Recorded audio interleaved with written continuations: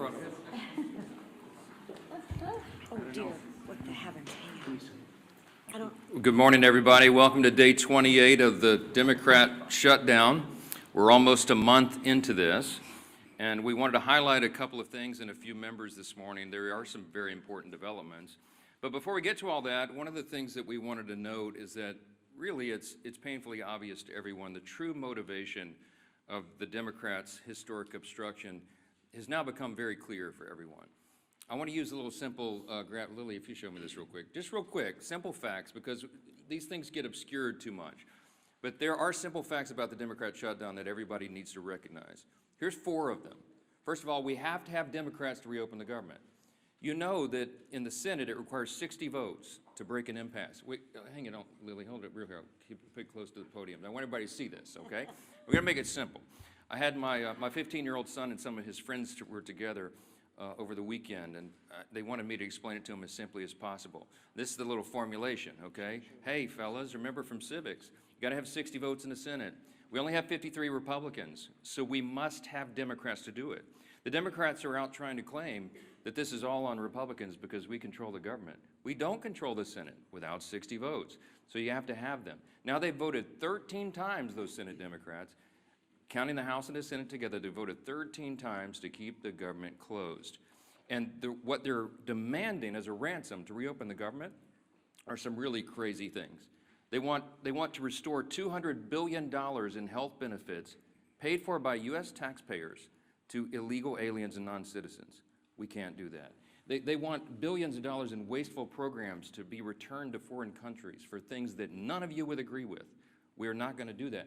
They want $500 million to go back to left-leaning news organizations, paid for by taxpayers. We can't do that. And then they want to cut $50 billion from the Rural Hospital Fund that Republicans got signed into law July 4th to prop up health care in red states and rural areas around the country. It's too important, but they want to take that away. They know that we can't do it. And now that they've begun to admit what this is all about, thanks, Lee, put on the thing there. They're admitting what they're up to. Chuck Schumer said every day of the shutdown gets better for us, meaning the Democrat Party. And you know, we had the second-ranked Democrat in the House, the minority whip, who just said a few days ago, the end of last week, that we know that this is causing great pain for the American people, but we have to use this leverage.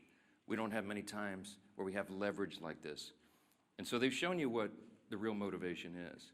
But ultimately, why are they doing all that?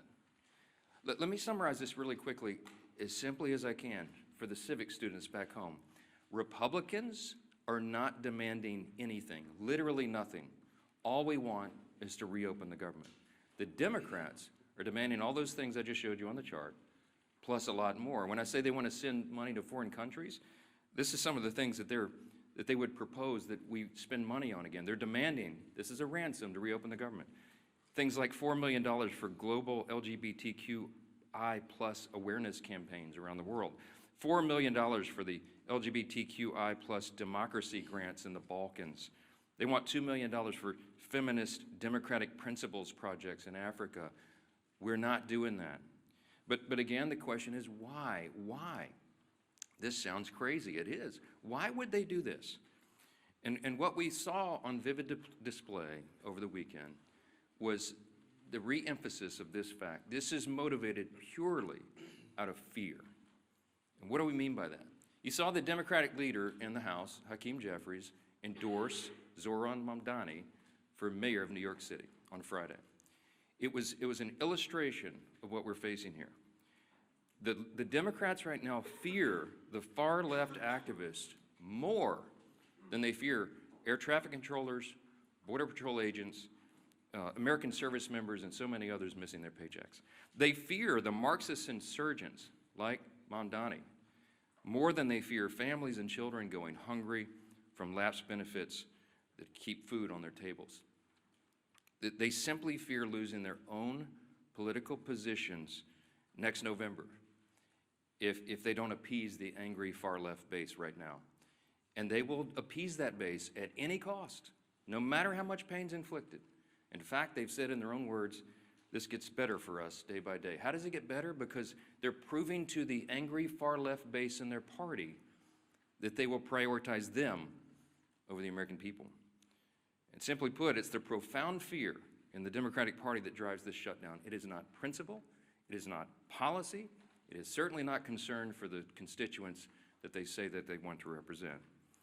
We know that because even their own constituents now are begging Democrats to stop the political games and reopen the government. Just yesterday, the largest union of federal workers, the very people that the Democrats claim that they fight for, came out publicly and urged the Democrats to join the Republicans in passing the House's very simple short-term funding bill.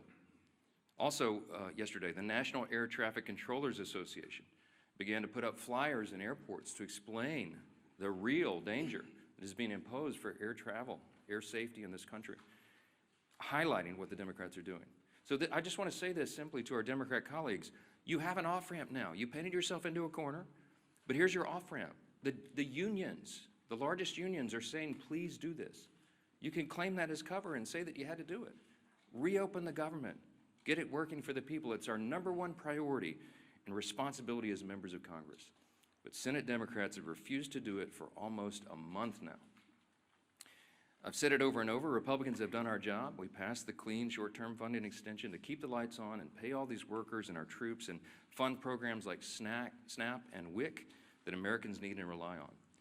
And in the meantime, Republicans have been working very hard around the clock every day of this Democrat shutdown to do our best to reduce the pain for our constituents.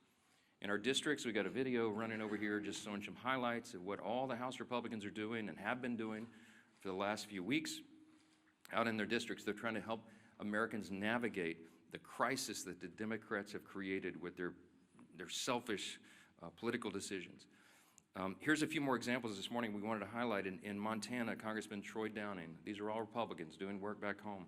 He's met directly with his TSA officers and air traffic controllers who continue to show up to work while Democrats keep the government closed. In New York, Congresswoman Nicole Maliotakis has been working around the clock, hand in hand, for example, with her local national park officials to organize community cleanups and maintain our public lands, doing the work Democrats left behind as park rangers and visitors' staff remain furloughed under their shutdown. In Sullivan County, Indiana, and down in South Texas, you have Congressman Mark Messmer and Brian Babin. They've strategized with rural hospital leaders to ensure that these communities are able to access that $50 billion rural hospital fund, by the way, that the Democrats want to defund. It's the very funds that the Democrats worked hard to kill in their counterproposal to reopen the government. In South Carolina, Congresswoman Sherry Biggs has been meeting with her small business owners who continue to serve their communities, many of whom are already feeling the benefits from Republicans' work to deliver no tax on tips. We did that in the big, beautiful bill, the Working Families Tax Cut. It's a wildly popular measure that, by the way, every Democrat voted against. In Oregon, Congressman Cliff Bentz is meeting with his air traffic officials as they wait on Democrats to reopen the government and deliver the federal funds they need to expand that region's critical air travel infrastructure. And here in Washington, the work has gone on in earnest as well. People keep commenting to me, you look so tired on TV. I am so tired because we're not sleeping a lot. We're working overtime. Here in Washington, our House committees have continued to conference together and do all the work we can to ensure legislation is ready for the floor for action as soon as we get back to legislative session. The House also continues to carry out its essential oversight duties. And you'll be reporting on this all day, but the Oversight Chairman James Comer released a blockbuster report now on the Biden auto pen presidency. And this report includes 47 hours worth of transcripts and testimony revealing that every executive action signed by the auto pen without written authorization from President Biden should be voided. This is an unprecedented situation in American politics and government. The actions of President Biden simply were not all his own actions, and there are major implications to that, including all the pardons that he signed. But don't get me started. Okay, on Friday, the Energy and Commerce Chairman, Brett Guthrie, these are all Republican actions, he launched a bipartisan investigation into the NBA's handling of betting and illegal gambling allegations following the recent shocking reports that raised questions and integrity concerns. And as we covered last week, the House Oversight Committee also delivered its third batch of files from the Epstein investigation, now totaling 43,000 pages and documents, pieces of evidence, including personal flight logs, financial ledgers, daily calendars, and diaries of Epstein himself. Republicans are here in Washington, and we're out in our district, fanned out across the country, doing good work on behalf of the people we serve and represent. And what are the Democrats doing? You've seen it. They're posting TikTok videos. They're bragging about using the American people's pain as their political leverage. And House Republicans are taking this day by day, just like the rest of the country. We have our House Republicans on a 48-hour return notice so they can get back, understanding that some flights may well be delayed. But to get everybody back here as soon as possible, as soon as the Democrats decide to do the right thing and reopen the government, we will get back to immediate and urgent and necessary business on the House floor itself. We're anxious to get back to that, but we cannot have a regular legislative session until the Democrats do their most basic responsibility to reopen the government and get this moving again. So today we're fortunate to be joined by several of our good friends and colleagues here, all members of the Republican Study Committee, and the chairman of that committee, the largest caucus of conservatives in Congress, is Representative August Pfluger from Texas, and we're glad to have him as well. He's going to share a little bit about the reckless decision of the Democrats and what that means for military readiness and families all across this country. We are so grateful for these great members and their leadership. August will reference who's here, and then we'll take some questions. So, Chairman Pfluger. Thank you, Speaker. Sure. Speaker, you're doing a great job, and I think we all know that today's Democrat Party is not the party of JFK, who once famously said, "Ask not what your country can do for you, but what you can do for your country." Instead, today, Democrats under Schumer and Clark and Mandami are saying, "Ask not what you can do for your country, but who you can leverage for your radical agenda." Ask not what you can do for your country, but who you can leverage for your radical agenda. I'm August Pfluger. I'm chairman of the Republican Study Committee. We have some great members, including Burgess Owens, Stephanie Bice, Harriet Hageman, and Craig Goldman, who are with me. And, you know, it's really sad to think about what Catherine Clark said last week. She said, of course, there will be families that are going to suffer, but this is one of the few leverage times we have.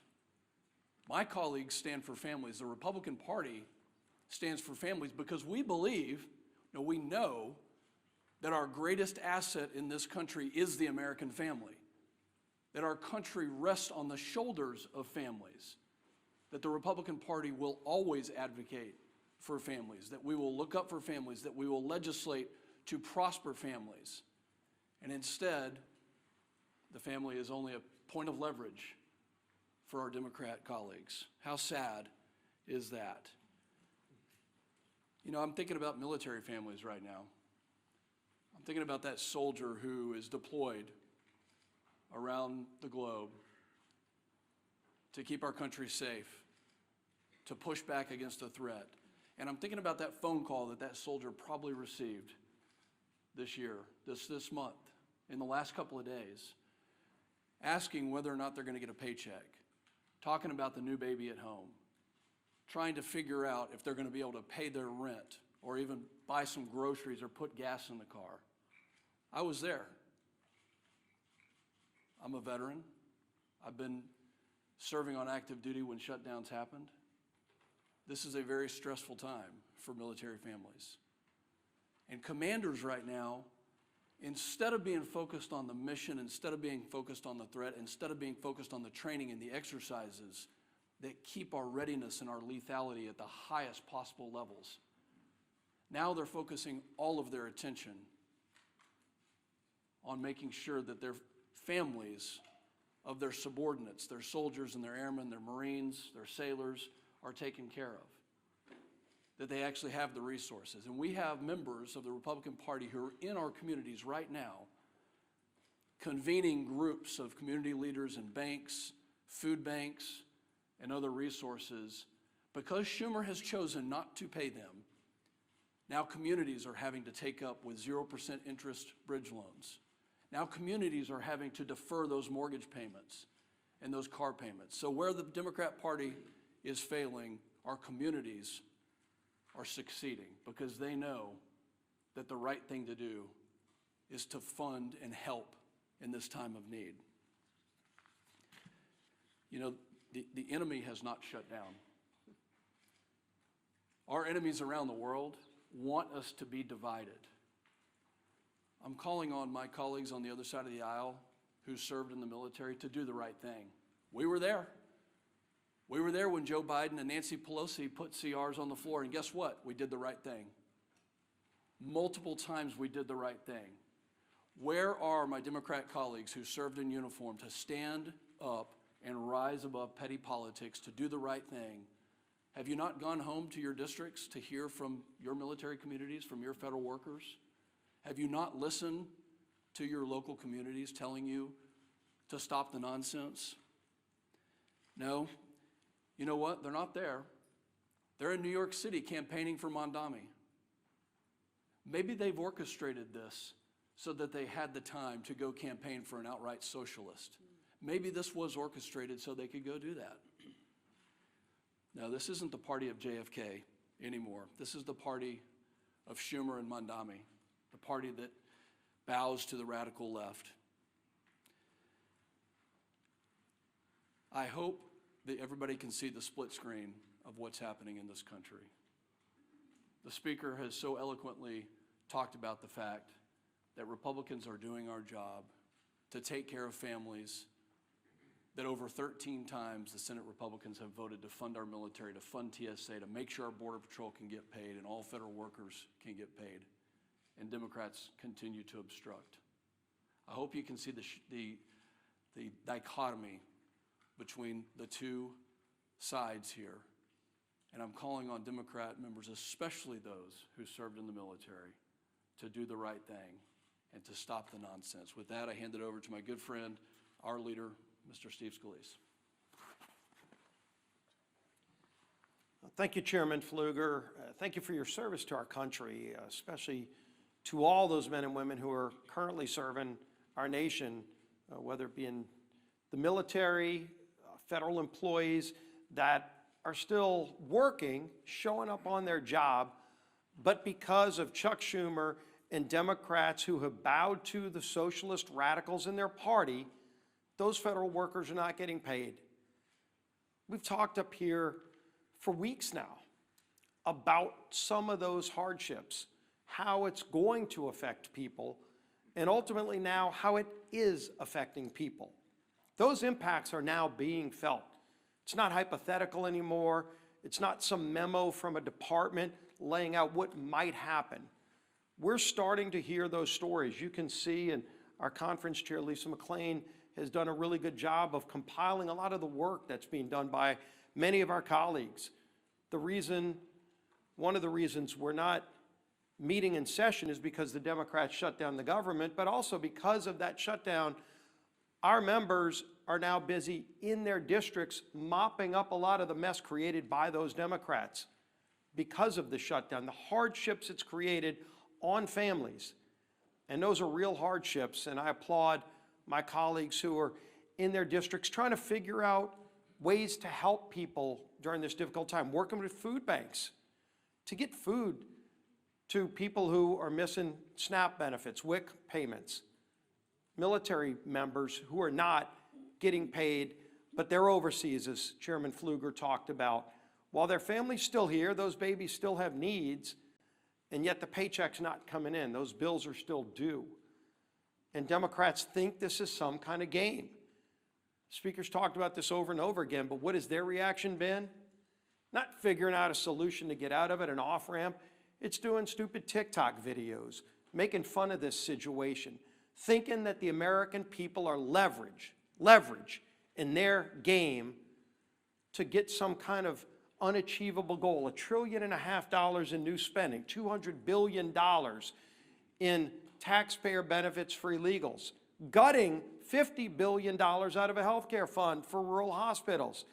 And again, they try to claim it's about something else. Maybe it's about healthcare. Well, if it was about healthcare, they wouldn't be gutting $50 billion out of the rural healthcare fund. They wouldn't have fought, by the way, on the Senate floor months ago to remove a provision, the cost-sharing ratios, that would have lowered premiums on families by 11%. It was in our bill. We voted for it, passed out of the House. Democrats are still to this day bragging that they removed that provision from the bill that would have lowered premiums, health insurance premiums on families by 11%. And they want to talk about health care? Give me a break. Look at what they've done. They've wrecked the health care system. They fought to raise premiums on families. Democrats have over and over again, and now they're imposing real pain on American families with this shutdown. We've got some new numbers that have come in, and these are not good numbers, unfortunately. Reuters reported more than 2,700 flight delayed nationwide on Monday, and more than 8,600 flight delays just Sunday. 8,600 flight delays. Think of how many families were impacted. Every flight, well over 100 people on each one of those 8,600 flights that were delayed, all because Chuck Schumer and radical Democrats want to use American people as leverage. A Democrat aide said they won't concede short of, quote, planes falling out of the sky. Who are these people? Didn't they once care about this great nation and making it better? And now they think if a plane falls out of the sky, that's their leverage? For what? Goodness. Chuck Schumer, quote, every day gets better for us. Who is us? Because I can tell you who them are. The American people are sick and tired of Chuck Schumer and his friends thinking it's a better day for him when they are feeling more pain. Senator Coons, quote, the point of this shutdown is not just suffering for suffering's sake, but to make a point, as if suffering of the American people is not enough. We've heard, of course, over and over again, Catherine Clark, shutdowns are terrible. Of course, there will be families that are going to suffer, but it is one of the few leverage times we have.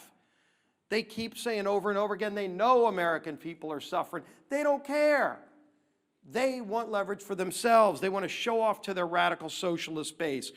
Bernie, of course, Bernie Sanders, who was on the stage with AOC over with Mandami the other day with their socialist love fest. Bernie, quote, you reopen the government and we lose our leverage. That's what this whole shutdown is about. They're telling you what they mean. Democrat source in the Hill article last week that we talked about, quote, we would have enough votes to reopen the government if people were not terrified of getting the guillotine. This is Democrats being afraid of their own base because their base is so radical that they're afraid of their base. The American Federation of Government Employees, we talked about this yesterday, came out and said, quote, it's time to pass a clean continuing resolution and end this shutdown today. No half measures and no gamesmanship. Rep. Amelia Sykes said, quote, we know that people are going to suffer if we don't open the government. People will go hungry. Well, she knows it. She's causing that hunger, but let's put a point on this. In an ABC article regarding the 42 million Americans that are going to lose SNAP benefits next week, Joel Berg, who's the CEO of the nonprofit Hunger Free America, said this, quote, we are going to see the greatest hunger crisis since the Great Depression. And that's not hyperbole, that's just true.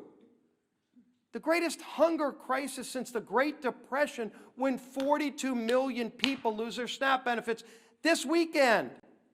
What are these Democrats waiting for? This is not a game. This is not leverage. They're taking food off the table for families, for babies. It's disgusting. It's time to end the madness.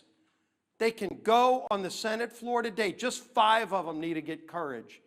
Just 5 of them need to get the courage to do the right thing and open the government today and end this pain and end the suffering that they've caused. Then we can go negotiate our differences. Yield to the whip. Tom Emmer.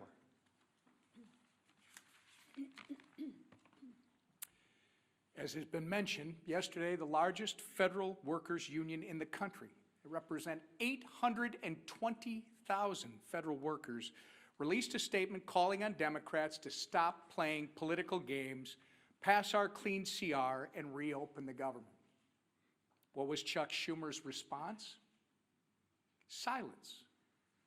Crickets. He declined to comment. Meanwhile, millions of federal workers are reevaluating how to make ends meet. Air traffic controllers missed their first full paycheck today. Some are turning to food banks, as we've discussed, in order to feed their families. Here is what one Democrat and retired federal worker had to say about the current state of play. Quote, "The Democrats are the ones that actually, in the Senate side, shut down the government. So they have to get together and stop holding Americans hostage. We're about to have people without food, and that's ridiculous. It's not worth it." Remember, that's coming from a Democrat and retired federal worker. Since Chuck Schumer and company won't listen to us, maybe they'll start listening to members of their own party. Enough is enough. You're playing politics with people's lives, and as Leader Scalise and the Speaker have reminded us, for what? So that you can appease the radical pro-terrorist wing of your party, so that you can fundraise off of picking a fight with President Trump. It's not worth it. In fact, it's despicable and downright wrong. There's a nonpartisan government funding bill waiting in the Senate to be sent to President Trump's desk immediately. It will come to the floor for a vote for the 13th time this morning. Put an end to the madness. Do the right and reasonable thing that you did back in March, by the way, and vote yes on our clean CR. Instead of complaining about a new White House ballroom, how about you try doing your actual job and reopen the government for the people you were elected to serve? Our conference chair. Thank you and good morning, everyone. And I first want to extend a thank you to the RSC chair and the members of the RSC who are here today. And thank you for all the work that you've been doing in the district. I know we appreciate it, and more importantly, I know your constituents appreciate it. I know I've been standing at this podium with Speaker Johnson and House leadership for weeks now. And every time we have said the same thing. Republicans voted to keep the government open. Democrats voted to shut it down. Period. It is that simple. This week, more than any other week, the consequences become impossible to ignore. As of yesterday, more than 10,000 flights have been delayed because of staffing shortages. By the end of this week, nearly 2 million paychecks will be missed by Americans. And by Saturday, 42 million Americans will lose their SNAP benefits. Let that sink in. 42 million Americans will lose their SNAP benefits this Saturday because Democrats want to use them as leverage. This is real pain, real fear, and real consequences. And Democrats are using that as political leverage. And leverage for what? Ask them this. Leverage for what? To force through illegal benefits for illegal immigrants to the tune of $1.5 trillion? They'd rather do that and put 42 million Americans at risk of losing their SNAP benefits. That's what they're choosing. That's what they're choosing. Let that sink in for a minute. This isn't leadership. This is cruel and disgusting, and it's cruelty disguised as politics. Even the president of the largest federal workers union, and I don't know if you noticed that, but he doesn't exactly always cheer for Republicans, but this gentleman is actually begging the Democrats to do the right thing and end the shutdown. While Democrats posture in front of the cameras, Republicans are actually out in their districts working. Just take a look at the video that we've been playing all morning, right? Don't let the facts get in the way of the good story. Republicans, like the colleagues you see behind me, have been in their district working for the American people who are suffering from this Democratic Schumer-led shutdown. You will see Republicans volunteering at food banks, Republicans supporting rural hospitals, Republicans cleaning up national parks, and Republicans helping people in real ways. Republicans believe in solutions, not stunts. We believe in serving the American people, not using them. So while Democrats try to turn American hardship into political currency, Republicans are working to reopen the government, to restore paychecks, and bring stability back to American families. Because this isn't about leverage, it's about people. And we are here to serve. It's about time the Democrats remember who they serve. Thank you. All right, questions? Go ahead first. Go ahead. Earlier this week, President Trump floated running for president again in 2028. Are you comfortable with those comments, and you're a constitutional lawyer, would that violate? Well, there is the 22nd Amendment. I spoke with the president about an hour ago. It's late in the evening in Japan. He's working around the clock, serving the American people. He doesn't stop. Talk about someone who works around the clock. And as Chairman Pfluger mentioned a moment ago, and as we've reiterated in here so many times, you're looking at the split screen because under President Trump, the Republican Party has delivered. I mean, you're talking about reducing taxes, reducing regulations, cutting fraud, waste, and abuse, ended the border crisis, ending the crime crisis, resolving conflicts, wars around the globe, and working on these amazing trade agreements. It's been a great run. But I think the president knows, and he and I have talked about the constrictions of the Constitution, as much as so many of the American people lament that. The Trump 2028 cap is one of the most popular that's ever been produced, and he has a good time with that, trolling the Democrats, whose hair is on fire about the very prospect. But I do believe that we've got 3 extraordinary years ahead of us, and the 2 years of the Trump administration are going to be an incredible thing. And I don't see a way to amend the Constitution because it takes about 10 years to do that, as you all know, to allow all the states to ratify what 2/3 of the House and 3/4 of the states would approve. So I don't see the path for that, but I can tell you that we are not going to take our foot off the gas pedal. We're going to deliver for the American people, and we've got a great run ahead of us. He'll have 4 strong years. Yes, second round. The White House was able to find funding for the military, for WIC, for farmers.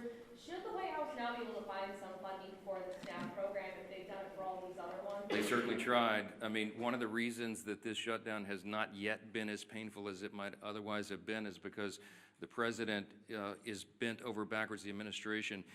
Think of it this way. The White House, the executive branch in a shutdown, has a large control panel full of dials. Under the Obama administration, they turned those dials, the pain dials, to 10 immediately. You remember it was so egregious to us. Speaking of our veterans, I mean, they put yellow crime tape around the World War II memorial so that people who would serve their country could not go visit the memorial. They wanted it to hurt. The Democrats have shown, and they've said in their own words, this is leverage. It gets better for them every day. They don't mind inflicting pain on the American people if they can somehow get some sort of political points out of it. The Republican Party is the opposite. And President Trump has proven that. Every day of this shutdown, he has tried to move funds around to find unobligated funds to cover the bases, to get the troops paid in the middle of October, and to make sure that WIC funding is not resolved. You know how he's getting women, infants, and children funding done?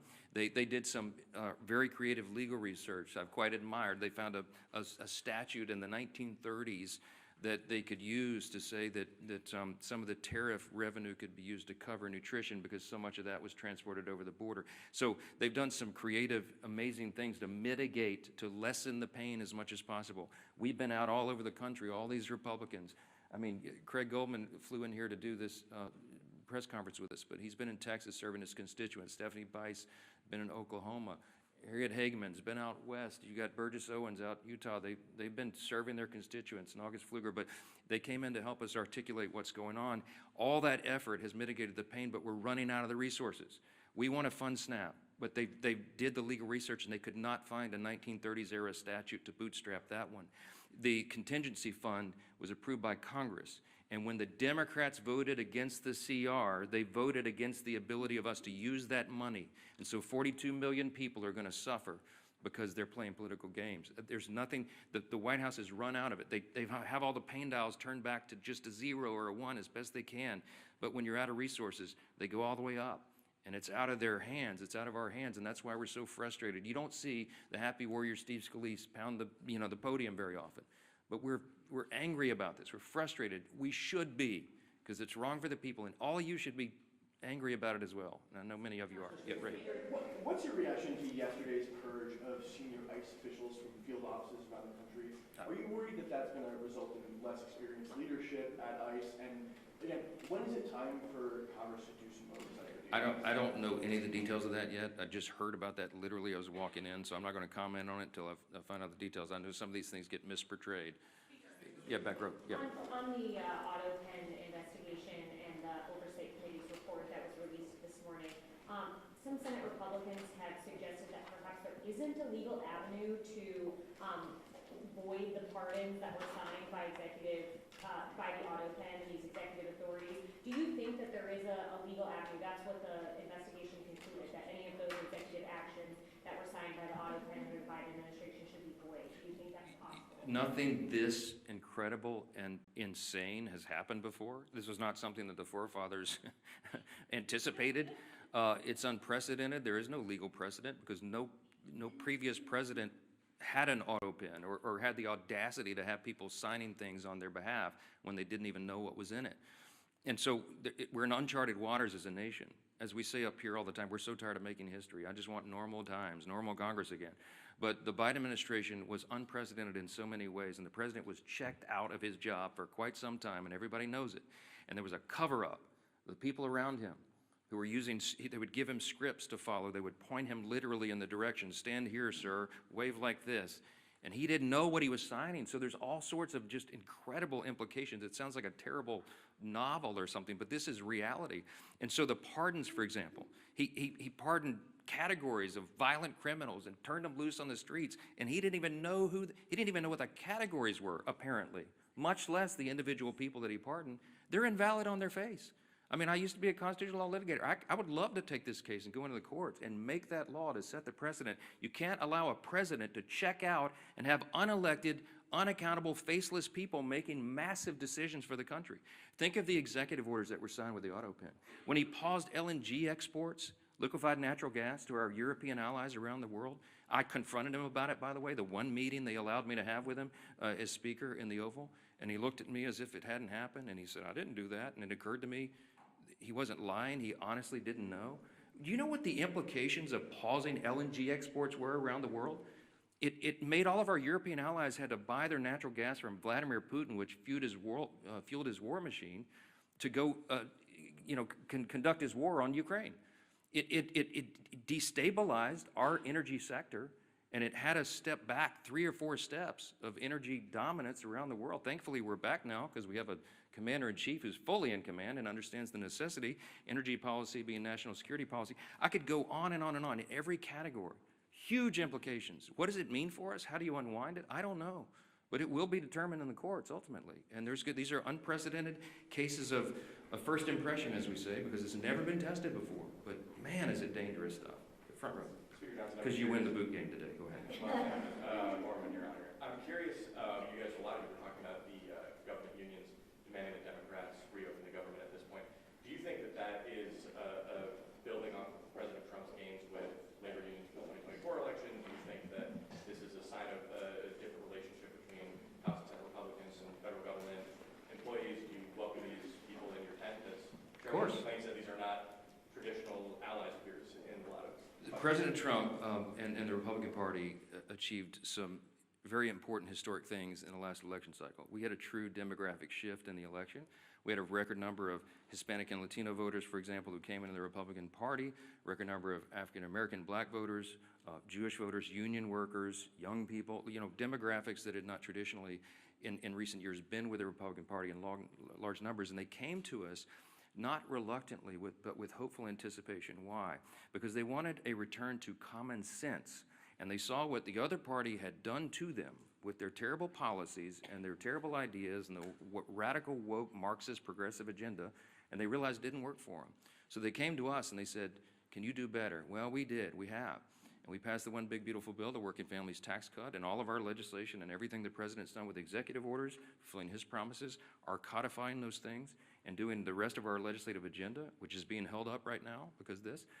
We're delivering for those people. So it is not a surprise to me that union workers would come enthusiastically supporting common sense What we're asking for here is common sense. They're supporting the party, they're supporting the president because they know who's working for the American people and who is not, who is causing and inflicting pain on the American people. The contrast has never been more clear. We say all the time, this is not your father's Democratic Party. I grew up in Louisiana. When I was a kid, I didn't even know a Republican. Literally, like everybody was Democrat. And, you know, the Southern Democrats, you know, conservative Democrats down in Louisiana. That party doesn't exist anymore. My grandfather would not recognize what this party has become. He would clearly, they'd all be Republicans because the Republicans stand on the side of common sense and working families, hardworking, middle class, lower class earners in the country. We drafted the working families tax cut to be geared for them, to help them. And we infused the legislation with all this pro-growth policies so that all boats will rise. People see that. They see the effects. Ideas have consequences, my friends.